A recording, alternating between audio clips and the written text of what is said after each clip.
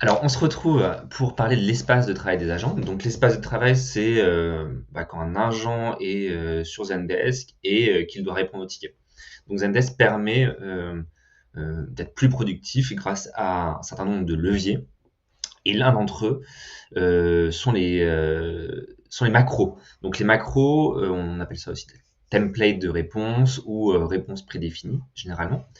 Euh, alors, si on se prend au sens littéral du terme, parce qu'on y reviendra, les macros dans Zendesk en fait, vont permettre de définir des actions euh, que l'agent peut appliquer au ticket en un clic. Donc, souvent, effectivement, on pense à une réponse préécrite. Donc, ça, effectivement, c'est l'usage premier. Pour autant, grâce aux macros, on va pouvoir aussi modifier des champs du ticket, on va pouvoir modifier le statut, on va pouvoir modifier l'assigné. Donc c'est très utile dans plein d'autres cas qu'une réponse prédéfinie. Mais effectivement, l'usage principal, c'est que ça fait gagner du temps aux agents pour pas réécrire à chaque fois une réponse pour chaque ticket alors qu'elle est identique. Euh, donc, je vous ai mis ici quelques exemples, hein, mais je pense que vous en avez en tête de votre côté. Mais imaginons que votre équipe reçoit beaucoup de demandes sur un sujet, donc là, la réinitialisation de mots de passe. Donc, on peut ici envoyer une réponse prédéfinie avec une liste d'instructions si jamais le client peut le faire de son côté. On peut aussi avoir un service client qui reçoit des emails agressifs et dans ce cas-là, on a une réponse qui est toute faite par le service juridique si on reçoit des insultes, etc., etc. Ou encore, par exemple, si vous avez une équipe de niveau 1 et une équipe de niveau 2, vous pouvez très bien créer une macro avec un message interne euh, qui nécessite des, des- des éléments à remplir de la part du niveau 1 et pour le transférer au niveau 2, tout ça de manière automatique grâce au macro qui va changer le groupe automatiquement, changer le statut et envoyer le commentaire interne. Donc il y a plein d'exemples.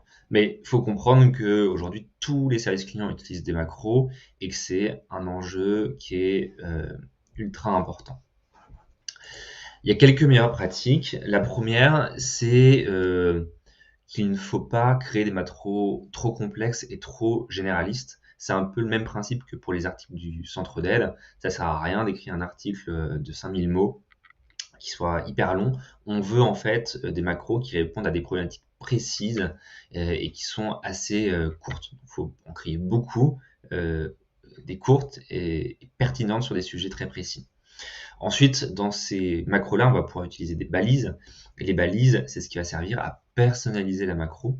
Donc, on va pouvoir reprendre, par exemple, le nom, le prénom du demandeur. On va pouvoir éventuellement reprendre des champs de tickets pour mettre la raison de contact, etc., etc. À vous de voir ce qui est dispo et ce qui est pertinent, mais c'est important de le faire pour éviter justement que la macro soit trop généraliste et que la personne ait l'impression que ce soit un robot qui répond. Et rien ne vous empêche aussi, de toute façon, quand vous écrivez quand vous utilisez une macro, à en personnaliser une partie une fois que vous l'avez intégrée au message.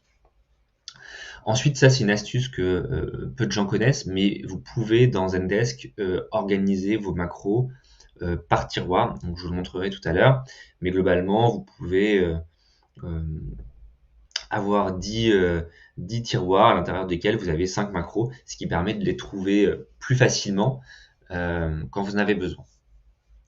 Dernier point, j'en parlais un petit peu, c'est de bien avoir en tête que le macro, c'est pas juste un message prédéfini, mais c'est aussi des actions que vous pouvez ajouter à la macro. On regardera dans le détail tout à l'heure comment ça fonctionne. Euh, voilà pour une présentation globale des macros. Là, dans la prochaine vidéo, je vais vous montrer du coup concrètement comment les créer, comment les organiser et comment un agent peut les utiliser au quotidien. Donc, à tout de suite.